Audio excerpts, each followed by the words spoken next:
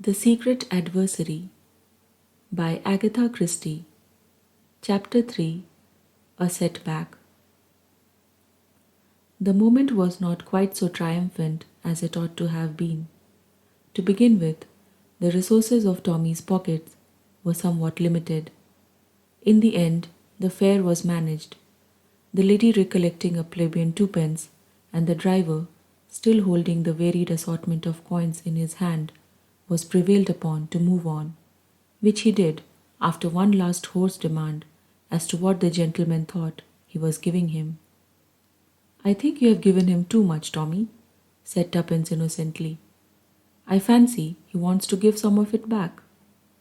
It was possibly this remark which induced the driver to move away.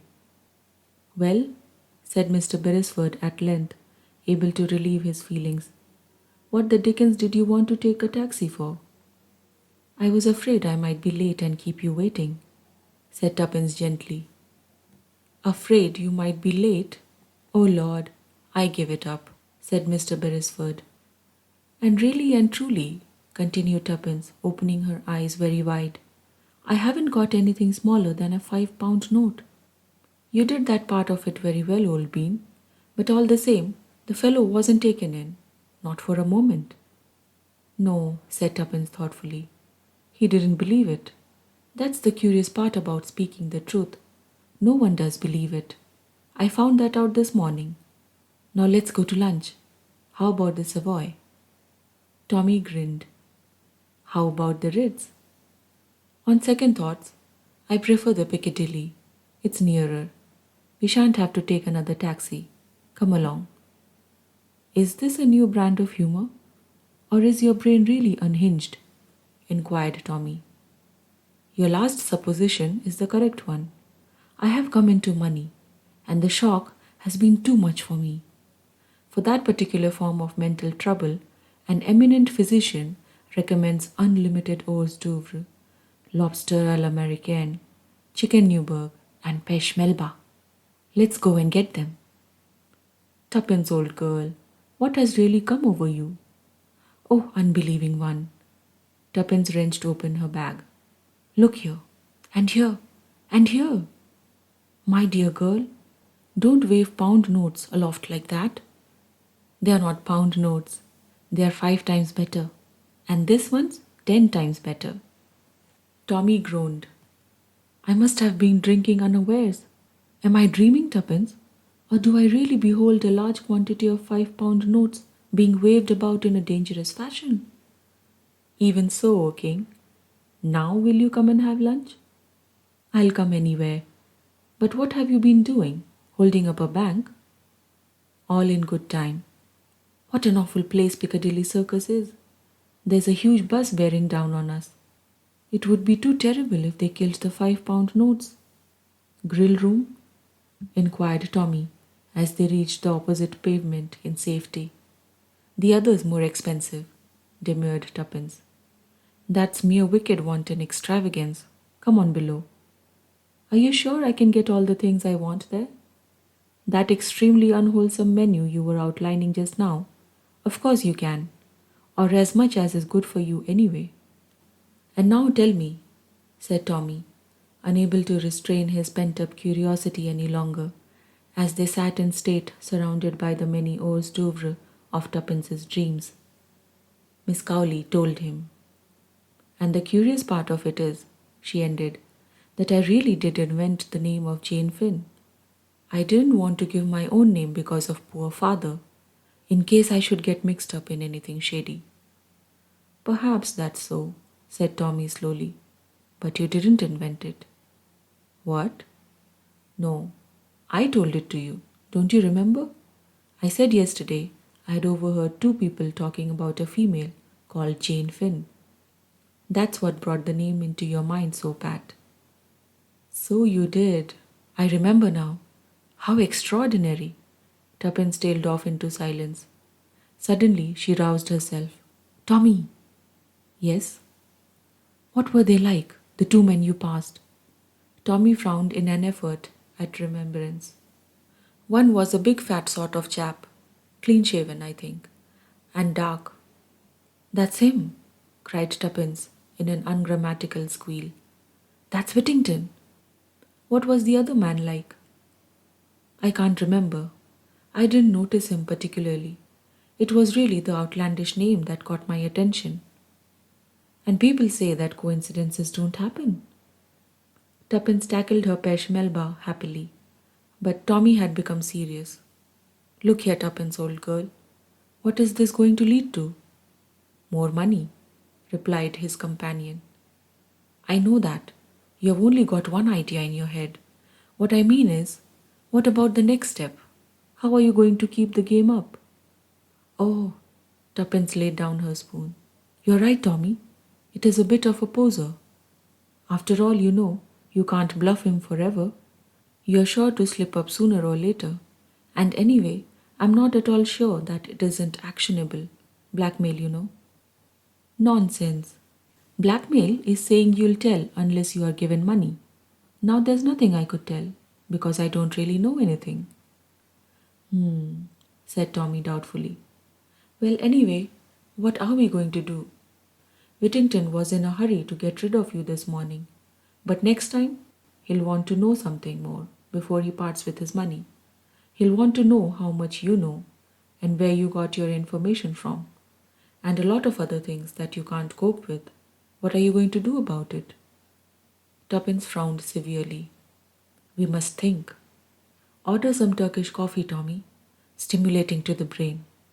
Oh dear, what a lot I have eaten. You have made rather a hog of yourself. So have I, for that matter. But I flatter myself that my choice of dishes was more judicious than yours. 2 coffees. This was to the waiter. 1 Turkish, 1 French.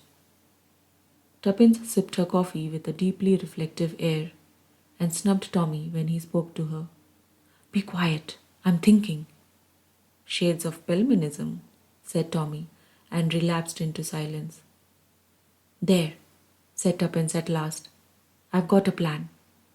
Obviously, what we have got to do is find out more about it all. Tommy applauded. Don't jeer. We can only find out through Whittington.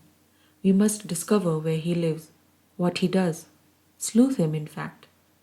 Now I can't do it, because he knows me, but he only saw you for a minute or 2 in lines. He's not likely to recognize you. After all, one young man is much like another. I repudiate that remark utterly. I'm sure my pleasing features and distinguished appearance would single me out from any crowd. My plan is this, Tuppence went on calmly. I'll go alone tomorrow. I'll put him off again like I did today. It doesn't matter if I don't get any more money at once. £50 ought to last us a few days. Or even longer. You'll hang about outside. When I come out, I shan't speak to you, in case he's watching. But I'll take up my stand somewhere near, and when he comes out of the building, I'll drop a handkerchief or something, and off you go. Off I go where? Follow him, of course, silly. What do you think of the idea? Sort of thing one reads about in books. I somehow feel that in real life, one will feel a bit of an ass standing in the street for hours with nothing to do. People will wonder what I'm up to. Not in the city. Everyone's in such a hurry. Probably no one will even notice you at all. That's the second time you have made that sort of remark. Never mind, I forgive you. Anyway, it will be rather a lark. What are you doing this afternoon? Well, said Tuppence meditatively, I had thought of hats, or perhaps silk stockings, or perhaps... Hold hard, admonished Tommy. There's a limit to £50. But let's do dinner and a show tonight at all events. Rather. The day passed pleasantly, the evening even more so. 2 of the £5 notes were now irretrievably dead. They met by arrangement the following morning and proceeded citywards. Tommy remained on the opposite side of the road while Tuppence plunged into the building. Tommy strolled slowly down to the end of the street, then back again. Just as he came abreast of the buildings, Tuppence darted across the road. Tommy! Yes, what's up? The place is shut. I can't make anyone hear. That's odd, isn't it? Come up with me and let's try again. Tommy followed her. As they passed the third floor landing, a young clerk came out of an office. He hesitated a moment, then addressed himself to Tuppence. Were you wanting the Estonia glassware? Yes, please. It's closed down. Since yesterday afternoon. Company being wound up, they say. Not that I've ever heard of it myself, but anyway, the office is to let. Thank you, faltered Tuppence. I suppose you don't know Mr. Whittington's address? Afraid I don't. They left rather suddenly. Thank you very much, said Tommy. Come on, Tuppence. They descended to the street again, where they gazed at one another blankly. That's torn it, said Tommy at length. And I never suspected it, wailed Tuppence. Cheer up, old thing. It can't be helped. Can't it, though? Tuppence's little chin shot out defiantly. Do you think this is the end? If so, you're wrong. It's just the beginning. The beginning of what? Of our adventure, Tommy. Don't you see? If they are scared enough to run away like this, it shows that there must be a lot in this Jane Finn business. Well, we'll get to the bottom of it. We'll run them down. We'll be sleuths in earnest. Yes, but there's no one left to sleuth. No, that's why we'll have to start all over again. Lend me that bit of pencil. Thanks. Wait a minute, don't interrupt. There. Tuppence handed back the pencil and surveyed the piece of paper on which she had written with a satisfied eye. What's that? Advertisement. You're not going to put that thing in after all? No, it's a different one. She handed him the slip of paper. Tommy read the words on it aloud. Wanted. Any information respecting Jane Finn. Apply YA. Chapter 4. Who is Jane Finn? The next day passed slowly. It was necessary to curtail expenditure. Carefully husbanded, £40 will last a long time. Luckily, the weather was fine, and walking is cheap, dictated Tuppence. An outlying picture house provided them with recreation for the evening. The day of disillusionment had been a Wednesday. On Thursday, the advertisement had duly appeared.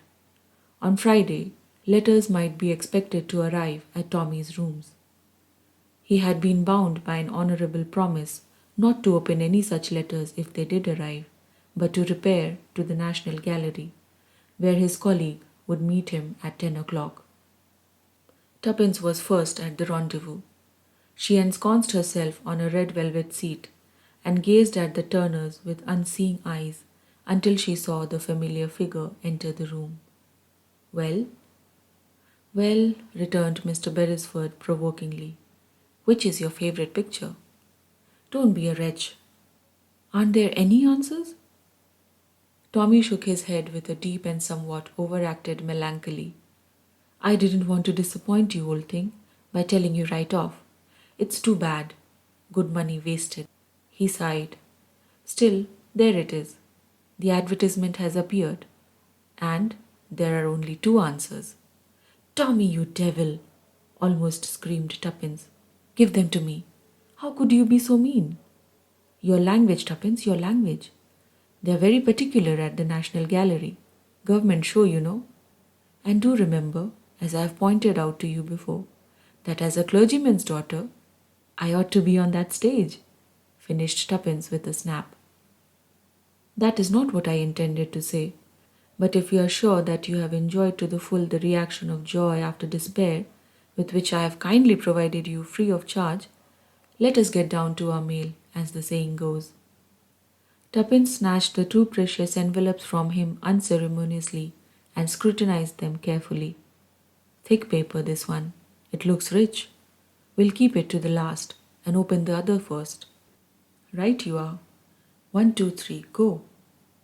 Tuppence's little thumb ripped open the envelope and she extracted the contents. Dear Sir, referring to your advertisement in this morning's paper, I may be able to be of some use to you. Perhaps you could call and see me at the above address at 11 o'clock tomorrow morning. Yours truly, A. Carter. 27 Carshalton Terrace, said Tuppence, referring to the address. That's Gloucester Roadway. Plenty of time to go there if we tube. The following, said Tommy, is the plan of campaign. It is my turn to assume the offensive. Ushered into the presence of Mr. Carter, he and I wish each other good morning as is customary. He then says, "Please take a seat, Mr." To which I reply promptly and significantly, "Edward Whittington." Whereupon Mr. Carter turns purple in the face and gasps out, "How much?" Pocketing the usual fee of £50, I rejoin you in the road outside, and we proceed to the next address and repeat the performance. Don't be absurd, Tommy. Now for the other letter. Oh, this is from the Rids. £100 instead of 50? I'll read it. Dear Sir, regarding your advertisement, I should be glad if you would call around somewhere about lunchtime. Yours truly, Julius P. Hersheimer. Ha, said Tommy. Do I smell a Boche? Or only an American millionaire of unfortunate ancestry? At all events, we'll call at lunchtime. It's a good time. Frequently leads to free food for two. Tuppence nodded assent. Now for Carter. We'll have to hurry. Carshalton Terrace proved to be an unimpeachable row of what Tuppence called ladylike-looking houses. They rang the bell at number 27, and a neat maid answered the door. She looked so respectable that Tuppence's heart sank. Upon Tommy's request for Mr. Carter, she showed them into a small study on the ground floor, where she left them. Hardly a minute elapsed, however, before the door opened, and a tall man with a lean hawk-like face and a tired manner entered the room. "Mr. Y.A.?" he said, and smiled. His smile was distinctly attractive. "Do sit down, both of you." They obeyed. He himself took a chair opposite to Tuppence and smiled at her encouragingly. There was something in the quality of his smile that made the girl's usual readiness desert her. As he did not seem inclined to open the conversation, Tuppence was forced to begin. "We wanted to know, that is, would you be so kind as to tell us anything you know about Jane Finn?" "Jane Finn? Ah," Mr. Carter appeared to reflect. "Well, the question is, what do you know about her?" Tuppence drew herself up. "I don't see that's got anything to do with it." "No? But it has, you know. Really, it has." He smiled again in his tired way and continued reflectively. "So that brings us down to it again. What do you know about Jane Finn?" "Come now," he continued, as Tuppence remained silent. "You must know something to have advertised as you did." He leaned forward a little. His weary voice held a hint of persuasiveness. "Suppose you tell me." There was something very magnetic about Mr. Carter's personality. Tuppence seemed to shake herself free of it with an effort, as she said, "We couldn't do that, could we, Tommy?" But to her surprise, her companion did not back her up. His eyes were fixed on Mr. Carter, and his tone when he spoke held an unusual note of deference. "I dare say the little good we know won't be any good to you, sir, but such as it is, you're welcome to it." "Tommy!" cried out Tuppence in surprise. Mr. Carter slewed round in his chair. His eyes asked a question. Tommy nodded. "Yes, sir, I recognized you at once. Saw you in France when I was with the intelligence. As soon as you came into the room, I knew." Mr. Carter held up his hand. "No names, please. I'm known as Mr. Carter here. It's my cousin's house, by the way. She's willing to lend it to me sometimes when it's a case of working on strictly unofficial lines. Well now." He looked from one to the other. "Who's going to tell me the story?" "Fire ahead, Tuppence," directed Tommy. "It's your yarn." "Yes, little lady, out with it." And obediently Tuppence did out with it, telling the whole story from the forming of the Young Adventurers Limited downwards. Mr. Carter listened in silence with a resumption of his tired manner. Now and then he passed his hand across his lips as though to hide a smile. When she had finished, he nodded gravely. "Not much, but suggestive, quite suggestive." If you'll excuse me saying so, you're a curious young couple. I don't know, you might succeed where others have failed. I believe in luck, always have. He paused a moment and then went on. Well, how about it? You're out for an adventure. How would you like to work for me? All quite unofficial. Expenses paid and a moderate screw. Tuppence gazed at him, her lips parted, her eyes growing wider and wider. What should we have to do? She breathed. Mr. Carter smiled. Just go on with what you were doing now. Find Jane Finn. Yes, but who is Jane Finn? Mr. Carter nodded gravely. Yes, you are entitled to know that, I think. He leaned back in his chair, crossed his legs, brought the tip of his fingers together, and began in a low monotone. Secret diplomacy, which by the way is nearly always bad policy, does not concern you. It will be sufficient to say that in the early days of 1915, a certain document came into being. It was the draft of a secret agreement, treaty, call it what you like. It was drawn up, ready for signature by the various representatives, and drawn up in America, at that time a neutral country. It was dispatched to England by a special messenger selected for that purpose, a young fellow called Danvers. It was hoped that the whole affair had been kept so secret that nothing would have leaked out. That kind of hope is usually disappointed. Somebody always talks. Danvers sailed for England on the Lusitania. He carried the precious papers in an oilskin packet which he wore next his skin. It was on that particular voyage that the Lusitania was torpedoed and sunk. Danvers was among the list of those missing. Eventually, his body was washed ashore and identified beyond any possible doubt. But the oilskin packet was missing. The question was, had it been taken from him, or had he himself passed it on into another's keeping? There were a few incidents that strengthened the possibility of the latter theory. After the torpedo struck the ship, in the few moments during the launching of the boats, Danvers was seen speaking to a young American girl. No one actually saw him pass anything to her, but he might have done so. It seems to me quite likely that he entrusted the papers to this girl, believing that she, a woman, had a greater chance of bringing them safely to the shore. But if so, where was the girl? And what had she done with the papers?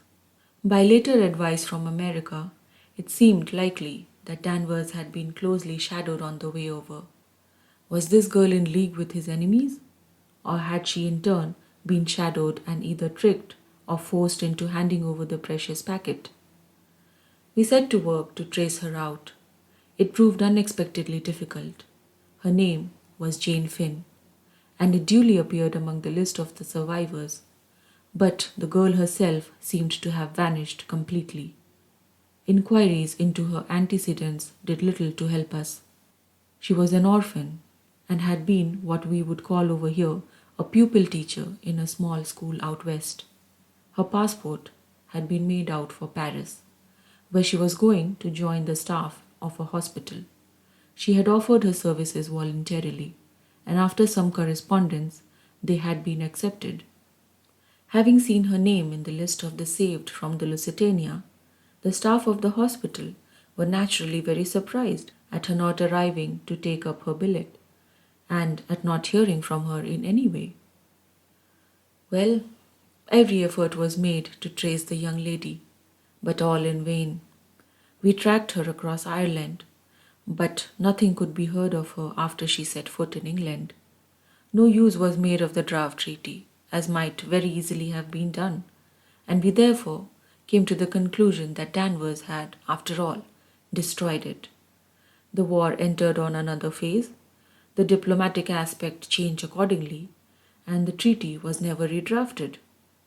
Rumors as to its existence were emphatically denied. The disappearance of Jane Finn was forgotten, and the whole affair was lost in oblivion. Mr. Carter paused, and Tuppence broke in impatiently. But why has it all cropped up again? The war's over. A hint of alertness came into Mr. Carter's manner, because it seemed that the papers were not destroyed after all, and that they might be resurrected today with a new and deadly significance. Tuppence stared. Mr. Carter nodded. Yes, 5 years ago, that draft treaty was a weapon in our hands. Today, it is a weapon against us. It was a gigantic blunder. If its terms were made public, it would mean disaster. It might possibly bring about another war. Not with Germany this time. That is an extreme possibility, and I do not believe in its likelihood myself, but that document undoubtedly implicates a number of our statesmen whom we cannot afford to have discredited in any way at the present moment. As a party cry for Labour, it would be irresistible, and a Labour government at this juncture would, in my opinion, be a grave disability for British trade. But that is a mere nothing to the real danger. He paused, and then said quietly, "You may have perhaps heard or read that there is Bolshevist influence at work behind the present labour unrest?" Tuppence nodded. "That is the truth. Bolshevist gold is pouring into this country for the specific purpose of procuring a revolution. And there is a certain man, a man whose real name is unknown to us, who is working in the dark for his own ends. The Bolshevists are behind the labor unrest, but this man is behind the Bolshevists. Who is he? We do not know. He is always spoken of by the unassuming title of Mr. Brown. But one thing is certain, he is the master criminal of this age. He controls a marvelous organization. Most of the peace propaganda during the war was originated and financed by him. His spies are everywhere." "A naturalized German?" asked Tommy. "On the contrary, I have every reason to believe he is an Englishman. He was pro-German, as he would have been pro-Boer. What he seeks to attain, we do not know. Probably supreme power for himself, of a kind unique in history. We have no clue as to his real personality. It is reported that even his own followers are ignorant of it. Where we have come across his tracks, he has always played a secondary part. Somebody else assumes the chief role. But afterwards, we always find that there had been some non-entity, a servant or a clerk, who had remained in the background unnoticed, and that the elusive Mr. Brown has escaped us once more." "Oh," Tuppence jumped. "I wonder." "Yes? I remember in Mr. Whittington's office, the clerk, he called him Brown. You don't think—" Carter nodded thoughtfully. "Very likely. A curious point is that the name is usually mentioned, an idiosyncrasy of genius. Can you describe him at all?" "I really didn't notice. He was quite ordinary, just like anyone else." Mr. Carter sighed in his tired manner. "That is the invariable description of Mr. Brown. Brought a telephone message to the man Whittington, did he? Notice a telephone in the outer office?" Tuppence thought. "No, I don't think I did." "Exactly. That message was Mr. Brown's way of giving an order to his subordinate. He overheard the whole conversation, of course. Was it after that Whittington handed you over the money and told you to come the following day?" Tuppence nodded. "Yes, undoubtedly the hand of Mr. Brown." Mr. Carter paused. "Well, there it is. You see what you are pitting yourself against? Possibly the finest criminal brain of the age. I don't quite like it, you know. You are such young things, both of you. I shouldn't like anything to happen to you." "It won't," Tuppence assured him positively. "I'll look after her, sir," said Tommy. "And I'll look after you," retorted Tuppence, resenting the manly assertion.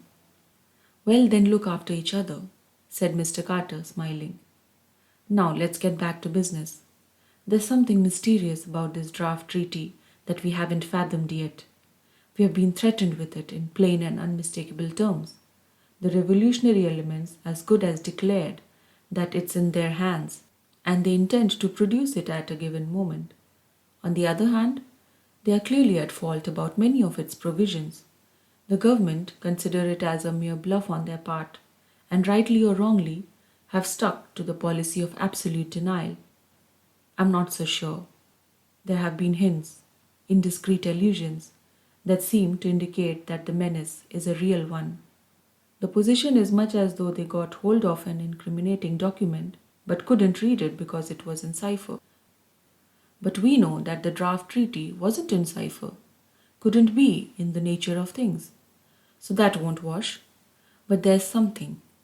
Of course, Jane Finn may be dead for all we know, but I don't think so. The curious thing is that they are trying to get information about the girl from us. What? Yes, one or two little things have cropped up. And your story, little lady, confirms my idea. They know we are looking for Jane Finn. Well, they'll produce a Jane Finn of their own, say at a pensionnat in Paris. Tuppence gasped, and Mr. Carter smiled. No one knows in the least what she looks like, so that's all right. She's primed with a trumped up tale, and her real business is to get as much information as possible out of us. See the idea? Then you think, Tuppence paused to grasp the supposition fully, that it was as Jane Finn they wanted me to go to Paris? Mr. Carter smiled more wearily than ever. I believe in coincidences, he said.